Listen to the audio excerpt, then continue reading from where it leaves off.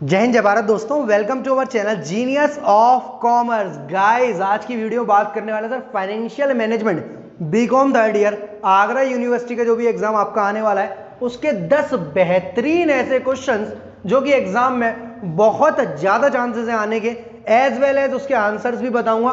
आपकी अपनी short book Kumar से साथ के साथ लिखने का तरीका बताऊंगा। और क्वेश्चन में अगर कभी ऐसा लगता है कुछ बच्चों का यार ये मुझे लेकर दिक्कत है सेकंड ईयर और थर्ड ईयर दोनों को लेकर कि सर एग्जाम में ऐसे सेम क्वेश्चन नहीं बचते, दोस्त वो लैंग्वेज चेंज करता है थोड़ी सी। अब एग्जैक्ट लैंग्वेज नहीं लिखा सकता हूं मैं एग्जाम को टॉपिक बताता हूं आपको, जैसे वर्किंग कैपिटल मैनेजमेंट है। अब वो वर्किंग कैपिटल से रिलेटेड कुछ भी पूछता है, पूरा वर्किंग कैपिटल लिख के आओ, वो मना नहीं करेगा ना नंबर काटेगा आपके। क्लियर है कहानी? चलो सर पहले क्वेश्चन पर चलते हैं। What do you mean by financial management? क्योंकि सर सब्जेक्ट फाइनेंशियल मैनेजमेंट का है। जिस तरह कॉस्ट अकाउंटिंग में कॉस्ट अकाउंटिंग पूछा था आपसे, इनकम टैक्स में आपसे इनकम टैक्स पूछा था, उसी तरह फाइनेंशियल मैनेजमेंट में आपसे फाइनेंशियल मैनेजमेंट पूछने वाला है कि फाइनेंशियल मैनेजमेंट क्या होता है, describe it's nature, scope, objective and importance. तो जैसा कि मैं हर बार की तरह बताता हूं, सबसे पहले आपको फाइनेंशियल मैनेजमेंट की डेफिनेशन लिखनी है, देन फाइनेंशियल मैनेजमेंट का नेचर कैसा होता है, फाइनेंशियल मैनेजमेंट में हम काम क्या क्या करते हैं, शॉर्ट टर्म फाइनेंशियल प्लानिंग लेते हैं या लॉन्ग टर्म फाइनेंशियल प्लानिंग या बोथ, ऑब्जेक्टिव क्या रहता है, कंपनी कहां पर होती है और कहां पर पहुंचना चाहती है, एज वेल एज इंपॉर्टेंस क्या होती है। तो there are number of importance of management, so finance word को हम ऐड कर देते हैं, ये फाइनेंशियल मैनेजमेंट। बहुत सिंपल सी शब्द पढ़ना आप, यहाँ दो चीजें पढ़ रहे हो, finance plus management, finance plus management, मतलब हम मैनेजमेंट कर रहे हैं फाइनेंस का। मैनेजमेंट वही क्लास 12th वाला, is an art of getting work done through others, is the coordination of all resources through process of planning, organizing, staffing, directing, controlling। उसी word में फाइनेंस ऐड कर दिया, पैसे को एडजस्ट कर दिया, पैसे को एडजस्ट कर दिया। तो सर मैंने यहाँ सिंपल लैंग्वेज लिख दी है, इस बार आपको ये नहीं बताऊंगा यहां से क्या लिखना वहां से क्या, कुछ बच्चों को बहुत दिक्कत होती है ढूंढने में। देखो सबसे पहले जो बेस लिखा करो आपको, जो जल्दी याद होगा आपको माइंड में, जिसकी लैंग्वेज बहुत ईजी है पर आप उसको छोड़ जाते हो। यहां पर जितने भी आपकी कुमार में शॉर्ट आंसर्स दिए हुए, शॉर्ट वाले छोटे छोटे आंसर्स दिए जो कुछ टाइम पहले 8-8 नंबर के आया करते थे, अब नहीं आते हैं वो। उन शॉर्ट आंसर्स का सबसे ज्यादा बेनिफिट उठाओ। शॉर्ट आंसर में 1 से लेकर 11 तक पूरी बातें फाइनेंशियल मैनेजमेंट और फाइनेंशियल प्लानिंग की दी हुई है। मतलब फाइनेंशियल मैनेजमेंट पूछता है तो आप फाइनेंशियल प्लानिंग भी लिख सकते हो, फाइनेंशियल प्लानिंग लिखता है तो फाइनेंशियल मैनेजमेंट भी लिख सकते हो, क्योंकि फाइनेंशियल मैनेजमेंट की एक छोटी बच्ची होती है फाइनेंशियल प्लानिंग। फाइनेंशियल मैनेजमेंट इनके पापा हैं बड़े से, ठीक है, अंकल जी हैं वो, और फाइनेंशियल प्लानिंग जो छोटी सी दीदी है, बहन है इनकी बेटी है, वो फाइनेंशियल प्लानिंग है। मतलब फाइनेंशियल प्लानिंग जो है फाइनेंशियल मैनेजमेंट का हिस्सा होता है। तो शॉर्ट आंसर 1 से लेकर 11 तक सारी चीजें लिख सकते हो, as well as long answer में 1 से 8 तक। सर इतने सारे लिखेंगे तो ऑलमोस्ट हमारे 30 पेज तो पहले ही आंसर में भर जाएंगे। तो मुझे ये भी तो पता है कि तुम्हें अगर दूंगा इतना सारा, तुम पढ़ोगे इतना सा, तुम्हें याद रहेगा इतना सा और लिखोगे इतना सा, इसलिए इतना सारा दे दे रहा हूं मैं कंटेंट कि आप सबसे पहले इस क्वेश्चन को तैयार करो। 99.9% चांसेस है इससे रिलेटेड एक क्वेश्चन आएगा।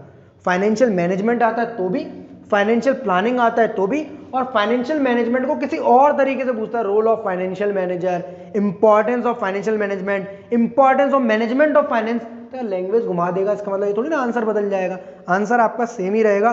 बिल्कुल डरने घबराने की बात नहीं है। फिर ये वीडियो में कमेंट ये वाला मत करना कि सर ये तो आया ही नहीं था, क्योंकि नंबर ऑफ व्हाट्सएप मैसेजेस तो याद है सर आपका बताया हुआ आता है, क्योंकि वो पढ़े लिखे बच्चे हैं थोड़े से, बिल्कुल अनपढ़ नहीं है। बिल्कुल अनपढ़ कौन से? जो आज ही वीडियो देख रहे हैं, आज ही कुमार खरीदेंगे, आज ही पढ़ने बैठेंगे पर याद समझ में कुछ नहीं आएगा, उन बच्चों से भैया मेरा ताल्लुक नहीं है, ठीक है। थोड़ा बहुत पढ़ने वालों से है, उनकी हेल्प हो सकती है इस वीडियो की थ्रू। शॉर्ट आंसर लिख लो 1 से 11, लॉन्ग आंसर 1 से 8। कौन सी बुक से? आपकी अपनी फेवरेट अगर कुमार, क्योंकि मैंने ये यूज करी है, मैंने इसके बेसिस पर आंसर बता रहा हूं। अगर किसी क्वेश्चन को लिखने में दिक्कत है व्हाट्सएप मैसेज करिए, मैं आपको शॉर्ट नोट्स दे दूंगा, स्क्रीनशॉट दे दूंगा गूगल से, आपको मैं थोड़ा सा इज्जत तरीके से बता दूंगा।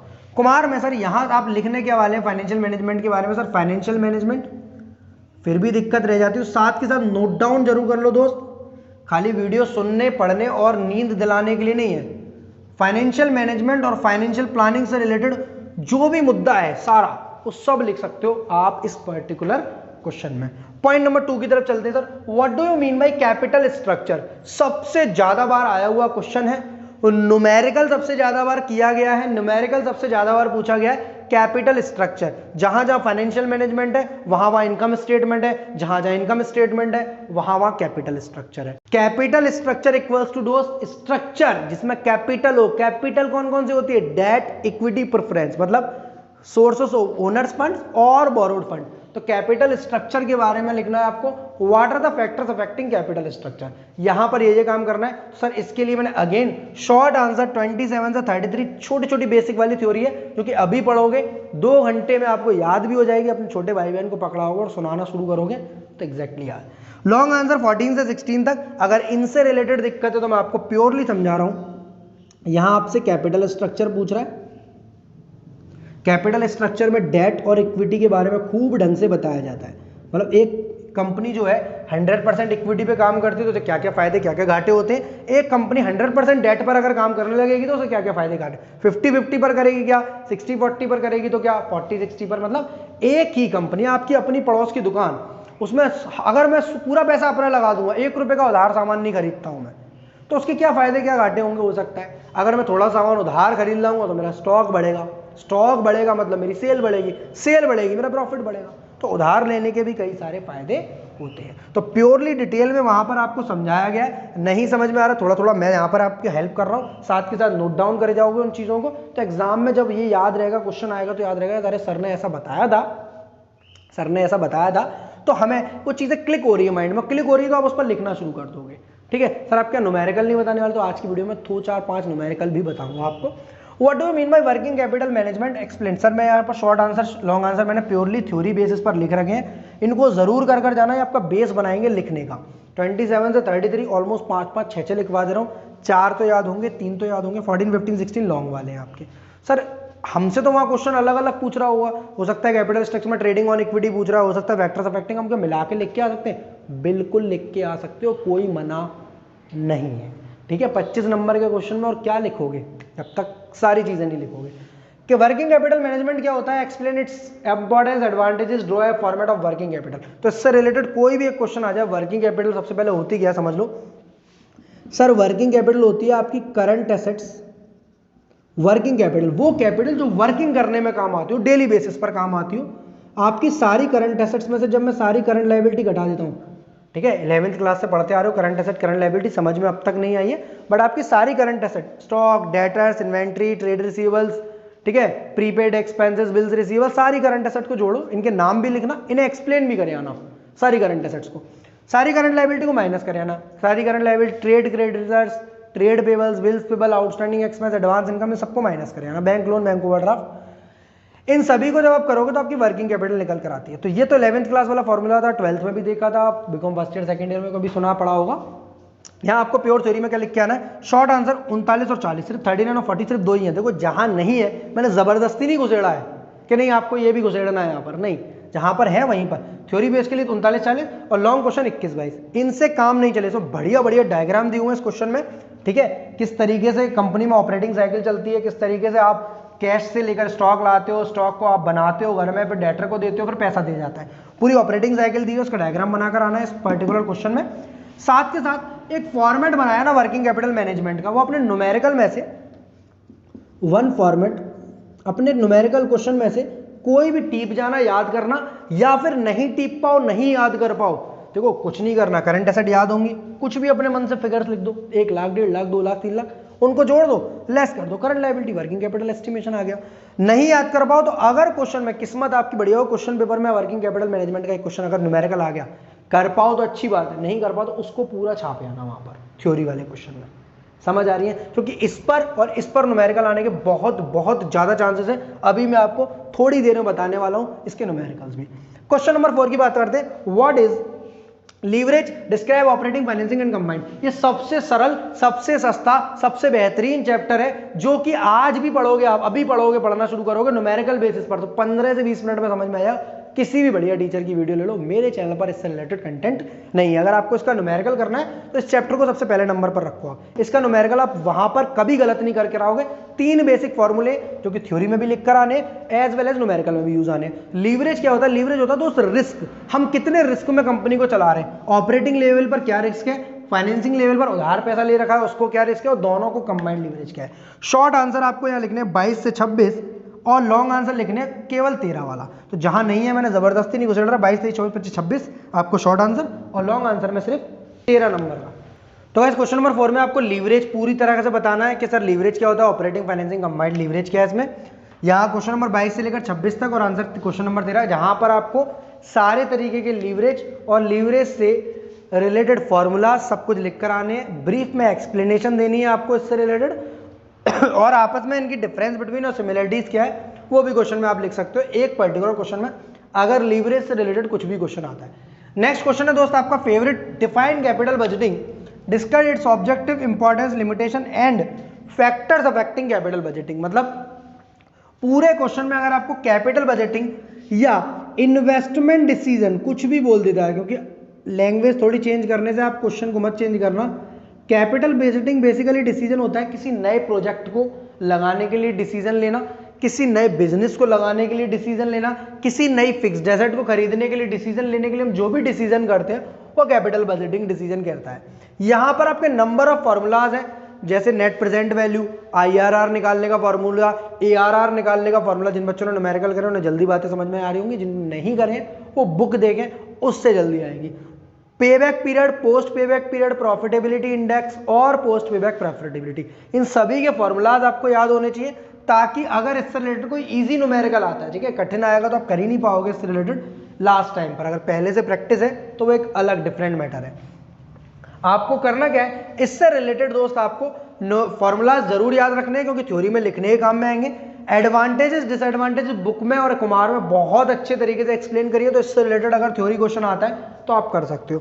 क्वेश्चन नंबर 5 में शॉर्ट आंसर 12 से 17 तक सारी चीजों में यही बातें लिखाई हैं। प्रॉफिटेबिलिटी इंडेक्स क्या होता है, pre payback period, post payback period, profitability index, post payback profitability, ARR क्या होता है, INR क्या होता है, ठीक है। लॉन्ग आंसर सिर्फ 9 और 10 लिखा जाएगा और कोई भी नया आंसर नहीं लिखा जाएगा। इससे रिलेटेड अगर बच्चों को एक दो कंफ्यूजन क्लैशेस माइंड में चल रहे हो, sir financial management, financial planning, capital structure, capital budgeting, ये 3 नई चीजें हमारे लिए, वर्किंग कैपिटल, ऑपरेटिंग लीवरेज। अगर ये क्वेश्चन नंबर 1, 2 और 5 अगर हम 12th की बुक से, जो हमारी फाइनेंशियल मैनेजमेंट चैप्टर था, बिजनेस फाइनेंस चैप्टर था क्लास 12th में हमारी बिजनेस स्टडीज में, वहां की लैंग्वेज क्या हम लिख सकते हैं, क्योंकि वो हमें पहले से याद है, उसके नोट्स हमने पहले से बना रखे थे, वो हमने कई बार पढ़ा था क्लास 12th में, क्या हम यहाँ इनकॉर्पोरेट कर सकते हैं या कुमार की लैंग्वेज या बुक की लैंग्वेज लिखना जरूरी है, तो आप वो लैंग्वेज भी लिख सकते हो, कोई मना नहीं है। बस स्ट्रिक्टली दिमाग में एक बात याद रख लो, कोशिश ये करो कि थ्योरी क्वेश्चंस ज्यादा अटेम्प्ट करो, न्यूमेरिकल थोड़े से कम, इवन आपको आते हो। पॉसिबिलिटी क्वेश्चन में ढूंढना कि कोई भी इससे रिलेटेड वर्ड मिल जाए, मैं जरूर बता रहा हूं 99.9% चांसेस है इन्हीं क्वेश्चंस में से आएंगे। लैंग्वेज थोड़ी इधर उधर कर देगा, उसकी वजह से आप ये नहीं बोलेंगे कि सर आपने बताया था वो आया ही नहीं। तो मैं वो सारी कंफ्यूजन क्लासेस आपके माइंड में जो अभी भी आ रही हैं, मैं इनको क्लियर करता जा रहा हूँ। साथ के साथ 5 और नए क्वेश्चन देने वाला हूँ, इन 5 को कॉपी कर लो आप फटाफट से, देन वो 5 भी लिखेंगे और 10 में से 4 के आने के बहुत ज्यादा चांसेस हैं। साथ के साथ 4 से न्यूमेरिकली बताऊंगा जो एग्जाम के लिए इंपॉर्टेंट हो सकते हैं। तो गाइस आपके नेक्स्ट 5 बेहतरीन वाले क्वेश्चन और बताने वाला हूं, जो कि अगेन जिनके चांसेस बहुत ज्यादा है, 5 वालों के चांसेस ज्यादा है, इनके थोड़े से कम है, बट कर कर आपको 10 के 10 जाने, क्योंकि आपको वहां 4 क्वेश्चन ऐसे जरूर मिलेंगे जो इनसे रिलेटेड होंगे। पॉइंट नंबर 6 है sir, what do you mean by dividend policy, explain their approaches and various models of dividend policy. तो जिन बच्चों ने डिविडेंड डिसीजन या डिविडेंड पॉलिसी या डिविडेंड वाला चैप्टर पढ़ा होगा, तो न्यूमेरिकल करते समय आपको याद होंगे वहां कई सारे Walter model, Gordon growth model और आपके MM अप्रोच थे। 3 तरीके के डिफरेंट मॉडल्स थे जिनकी वजह से आपने क्वेश्चन किए थे। अर्निंग यील्ड अप्रोच वगैरह से रिलेटेड सारी बातें आपको लिखनी है। लिखने का एक तरीका है, आप पहला पूरा चैप्टर पढ़ो वो लिखो, या फिर मैं जो शॉर्ट आंसर लॉन्ग आंसर वाली टेक्निक बता रहा हूँ वो देखो। तो आंसर नंबर 6 से दोस्त पेज नंबर 24 पर जाना अगर आपकी बिल्कुल नई वाली कुमार है। क्वेश्चन 34 से 38 आपके शॉर्ट आंसर सारे के सारे इन्हीं अप्रोचेस से मिलते जुलते हैं। डिविडेंड पॉलिसीज क्या होती है, बहुत इजी लैंग्वेज में समझाया। स्टिल आपको दिक्कत है, आप अपनी रिफ्रेशर बुक देखो। स्टिल आपको दिक्कत है, गूगल करो, और गूगल भी नहीं कर सकते हो तो मुझे व्हाट्सअप करो। मैं व्हाट्सअप नंबर यहाँ ड्रॉप कर रहा हूँ 7906786321 पर। चलिए सर, नेक्स्ट आपका सर इससे भी मन नहीं भरता है क्योंकि हमारा कंटेंट तैयार नहीं हो रहा है, तो पेज नंबर 75 पर उसके एडवांटेजेस डिसएडवांटेजेस बहुत सारी थ्योरीज दी हुई हैं। क्वेश्चन नंबर 17 से लेकर 20 तक, जहां पर आपको वैल्यू भी निकाली है शेयर की, तो एक आध आप न्यूमेरिकल याद हो तो यहाँ चिपका सकते हैं लॉन्ग आंसर में। ओके, आंसर नंबर 7 की बात करूं तो कैश मैनेजमेंट, देखो कहने को चांसेस बहुत ज्यादा वर्किंग कैपिटल मैनेजमेंट के आने के, करंट एसेट करंट लायबिलिटी वाला, जो हमारे टॉप 5 में पहले हो चुका है। बट वर्किंग कैपिटल मैनेजमेंट के अंदर 4 तरीके के मैनेजमेंट होते हैं, cash management, debtor management, creditor management और इन्वेंट्री मैनेजमेंट, जो कि अगेन सेपरेट क्वेश्चन आ सकते हैं आपके। तो cash management and various steps are taken to prepare cash budget, मतलब कैश मैनेजमेंट, कंपनी के अंदर cash flow position, cash flow statement, cash accounting, cash budget किस तरीके से प्रिपेयर किया जाता है। तो ये क्वेश्चन आपका मैनेजमेंट अकाउंटिंग में भी चांसेस बहुत ज्यादा है, यहां पर भी आ सकता है। और कुछ बच्चों के फाइनेंशियल मैनेजमेंट तो चल ही रहा है, उसी में आएगा ये, कैश मैनेजमेंट और कैश बजट से रिलेटेड क्वेश्चन आ सकता है। तो यहां दोस्त आप पेज 26 पर जाएंगे, क्वेश्चन 41 से 43 सिर्फ 3 क्वेश्चन है, जहां आपको बताया गया कैश बजट क्या होता है, कैश मैनेजमेंट किस तरह होता है, और शॉर्ट आंसर, ये शॉर्ट आंसर है। लॉन्ग आंसर है पेज 89 पर क्वेश्चन नंबर 23 और 24 के साथ आप कैश मैनेजमेंट को कंप्लीट कर सकते हो। कैश बजट जिस तरीके से प्रेजेंट किया भाई लोगों ने बुक के अंदर, वहां से देख लो, वहां से नहीं देख पाओ तो गूगल करो, कैश बजट का फॉर्मेट मिल जाएगा। ऊपर रिसीवेबल्स होंगे, इनकम्स किस तरह आती हैं, कैश सेल्स किस तरीके से आता है, तो वहां पर आप दोस्त कैश से रिलेटेड सारी बातें सीखेंगे। कैश बजट में आपको प्रेजेंटेशन दी हुई है कि ऊपर कैसे रिसीवेबल्स होते हैं, कलेक्शन कैसे होता है डेटर से, कैश सेल्स कैसे होती है, कोई इनकम रिसीव्ड होती है तो सब ऊपर, opening balance, as well as नीचे सारे तरीके के एक्सपेंसेस, मटेरियल परचेज के, वेजेस की पेमेंट, ओवरहेड्स, सारे तरीके का प्रेजेंटेशन देके ना, ताकि आपको मेहनत थोड़ी कम करनी पड़ेगी। 2 बार, एक बार देखकर उस बजट को बनाना, एक बार बिना देखे आपको समझ आ जाएगा। नेक्स्ट क्वेश्चन की बात करें दोस्तों, what is cost of capital, important question है, theory as well as numerical. मैंने न्यूमेरिकल बताने को बोला था, तो न्यूमेरिकल इन 5 चैप्टरों के जरूर कर जाना। जिन बच्चों को नहीं भी आता है अभी भी सीख सकते हो, बहुत सरल है। लीवरेज पहले बता चुका हूं मैं आपको, कैपिटल स्ट्रक्चर दिमाग में आ जाए तो ठीक है, नहीं आए तो कॉस्ट ऑफ कैपिटल, बिल्कुल बेसिक फॉर्मूला पर है आपके तीनों chapter, leverage, cost of capital और कैपिटल स्ट्रक्चर। आने के चांसेस आपके डिविडेंड के भी है और वर्किंग कैपिटल के भी है। सर तो सभी आएगा इसका मतलब, हाँ तो भाई साहब जिन्होंने करे न्यूमेरिकल उन्हीं के बस की बात है। लास्ट टाइम एक चीज कह सकता हूं बस मैं आपके लिए, कि लास्ट टाइम पर आप सिर्फ एक या दो क्वेश्चन कर जाओ, पूरी बुक मत कर जाओ, सिर्फ 2 क्वेश्चन कोई बढ़िया कर जाओ, ताकि आपको फॉर्मेट क्लियर रहे और वहां आपको न्यूमेरिकल याद रहे, ठीक है। अदरवाइज आप थ्योरी पर भरोसा कर सकते हो और क्वेश्चन आपका एग्जाम बढ़िया हो जाएगा। What is cost of capital, explain KD, KE, KP, KR. ये सर क्या है, cost of debt, cost of equity, cost of preferential, cost of retained earning और weighted average cost of capital क्या होता है। तो सिंपली इसके लिए तो बुक ने आपको बहुत बढ़िया प्रेजेंटेशन दे रखी है, वहीं जाए। शॉर्ट आंसर देखें आप 18 से लेकर 21 तक, एंड लॉन्ग आंसर देखें आप 11 से लेकर 12 तक। सिर्फ 18, 19, 20, 21 4 शॉर्ट आंसर, जहां आपको कॉस्ट ऑफ कैपिटल डिफरेंट दिए, केडी, केपी, केई, आर के बारे में, और 11, 12 में आपको इन सबकी चीजें दी हुई है, इनके फॉर्मूलाज दिए हुए हैं, जो कि अगेन याद रखने पड़ेंगे। ये बिफोर टैक्स और आफ्टर टैक्स निकलती है, ये जो है सर बिफोर टैक्स और आफ्टर टैक्स दोनों में बदलाव आता है। कुछ जो है बिफोर टैक्स आपकी ज्यादा होती है और कुछ आपकी बिफोर टैक्स कम होती है, मतलब डिपेंड करता है वो आपकी डेट की कॉस्ट है या इक्विटी की है, रिटेन्ड अर्निंग की है या प्रेफरेंशियल की, डिपेंड करता है उनके ऊपर। सारी चीजें इनकम स्टेटमेंट से समझ में आती है। अगर इनकम स्टेटमेंट नहीं देखा है तो एक बार बुक से देख लो, एक बार गूगल से देख लो, उससे थोड़ा सा आसान हो जाएगा। क्योंकि मैंने सर आपको न्यूमेरिकल के नहीं, मैं थ्योरी के लिए ज्यादा फोकस करता हूं, क्योंकि यहाँ पेजेस भर सकते हो, नंबर ला सकते हो। पॉइंट नंबर नेक्स्ट है दोस्त आपका, व्हाट इज इन्वेंट्री मैनेजमेंट। तो मैंने आगे बताया वर्किंग कैपिटल मैनेजमेंट का या तो सेपरेट क्वेश्चन आ सकता है, या इन्वेंट्री मैनेजमेंट, स्टॉक को कैसे मैनेज किया जाता है कंपनी में। तो जिन बच्चों ने सेकंड ईयर में थोड़ी अच्छे से पढ़ाई करी थी उनको अलग से पढ़ने की जरूरत नहीं है, वही सेकंड ईयर वाला आपका मैनेजमेंट इन्वेंट्री है। रीऑर्डर लेवल क्या होता है, maximum level, minimum level, economic order quantity क्या होती है, कैरिंग कॉस्ट, होल्डिंग कॉस्ट, सारी चीजों को निकाल कर टोटल इन्वेंट्री कॉस्ट कैसे निकलती है इन्वेंट्री मैनेजमेंट में। शॉर्ट आंसर 48, 49, 50 और लॉन्ग आंसर 26, 27। सिर्फ ये 5 क्वेश्चन तैयार करने और आपका इन्वेंट्री मैनेजमेंट तैयार हो जाएगा। लास्ट वाले क्वेश्चन वैसे ही बताता हूँ, most not so much most important, but करके तो जाने। What is understand by management of receivable या डेटर मैनेजमेंट। किसी भी तरीके से क्वेश्चन आ सकता है, डेटर मैनेजमेंट या मैनेजमेंट ऑफ रिसीवेबल्स क्या होते हैं। हम किसी को उधार देंगे और वो उधार कितने दिनों में हमारे साथ वापस आ जाएगी। सर इतनी 33 क्यों बोल रहे हो, इस वीडियो बहुत फास्ट क्यों हो गए आप, क्योंकि समय बहुत कम है और काम मैक्सिमम है। समय बहुत कम है और काम मैक्सिमम है, हमें जल्दी जल्दी निपटाना है और एग्जाम भी देना और कमेंट में बताना है कि वीडियो कैसी लगी। शॉर्ट आंसर करेंगे 44 से 47 तक। यहाँ सारी डेटा मैनेजमेंट के बारे में बातें दी है, as well as data management का फॉर्मेट दिया हुआ है कि हम डेटा को मैनेज करते समय किन किन बातों का ध्यान रखते हैं, कितने दिन की क्रेडिट पॉलिसीज देते हैं, कितने दिन उधार देंगे, क्या बैड डेट्स का रेट होता है, ये पैसे मर जाएंगे तो हमारे नहीं आएंगे। और लॉन्ग आंसर सिर्फ 25 वाला कर जाना है, तो मैनेजमेंट का डेटा आपका कंप्लीट होगा। अब न्यूमेरिकल की बात सुन लो, तो सर न्यूमेरिकल एक तो लीवरेज में तीनों तरीके करके जाने हैं आपको, ऑपरेटिंग, फाइनेंसिंग, कंबाइंड। ये उन बच्चों के लिए बना रहा हूं जो सिर्फ अभी अभी उठे हैं, मतलब पूरे साल उन्हें होश नहीं था, अभी अभी उठे। तो इसके फॉर्मूले बहुत ही सिंपल है, मैं ही बता रहा हूँ। Contribution upon EBIT, EBIT upon EBT, और दोनों का इनटू कर दो तो कंबाइंड लीवरेज। सर क्या बोल गए आप 30 सेकंड के अंदर। सर इससे रिलेटेड कोई भी 1-2 बढ़िया टीचर्स की वीडियो देख लेना, मैं आपको चैनल सजेस्ट कर दे रहा हूँ। नरेश अग्रवाल सर का, संतोष कुमार सर का और गगन करके एक चैनल है, उन सर का आप अगर न्यूमेरिकल चैनल देखोगे, बहुत बढ़िया, बहुत लाइट तरीके से एक्सप्लेन किया उन सर ने, आप इससे रिलेटेड वहां से न्यूमेरिकल देख सकते हो। इसके अलावा हम बात करें तो सर कैपिटल स्ट्रक्चर पर एक न्यूमेरिकल आने के बहुत ज्यादा चांसेस है, पर कर वही बच्चा पाएगा जिसने पहले से कभी करा है। वहां ईबीआईटी दिया होता है दोस्त, इंटरेस्ट कब लेस करना है डिपेंड करता है हमारे डिवेंचर या लोन कितना है उसके परसेंटेज पर इंटरेस्ट। आफ्टर दैट हम उसमें से लेस करते हैं टैक्स को लेस करने के बाद प्रेफरेंस डिविडेंड, और प्रेफरेंस डिविडेंड को लेस करने के बाद हमारा इक्विटी का सारा पैसा बचता है, डिवाइड करते हैं नंबर ऑफ इक्विटी शेयर्स का। वहां वो क्वेश्चन आ सकता है दोस्त जहां 3 तरीके के डिफरेंट अप्रोचेस फॉलो करता है, कभी वो डेट ज्यादा कर देता है, कभी इक्विटी ज्यादा कर देता है। कैपिटल स्ट्रक्चर पर एक क्वेश्चन ये आना है, और तीसरे नंबर का फेवरेट क्वेश्चन आपका cost of capital. In 3 numerical chapter में से जरूर क्वेश्चन आता है हर साल, केडी केपी केई के आर वाला एक क्वेश्चन और एक वेटेड एवरेज वाला। 20 से 25 नंबर का न्यूमेरिकल पिछले कई सालों से आता हुआ है। इनके भी बेसिक फॉर्मूले जो एक दिन में सीखना चाहते हैं वो भी सीख सकते हैं इन्हीं टीचर्स की वीडियो को रेफर कर। तो वीडियो अच्छी लगी तो लाइक का बटन जरूर दबा देंगे आप लोग, दोस्तों के संग शेयर तो करेंगे, चैनल को सब्सक्राइब करेंगे, और मिलते हैं अगली वीडियो में जहां मैनेजमेंट अकाउंटिंग के मोस्ट इंपॉर्टेंट क्वेश्चन बताने वाला हूं। भाई साहब कमेंट करके बता दिया करो वीडियो कैसी लगी है आप लोगों को।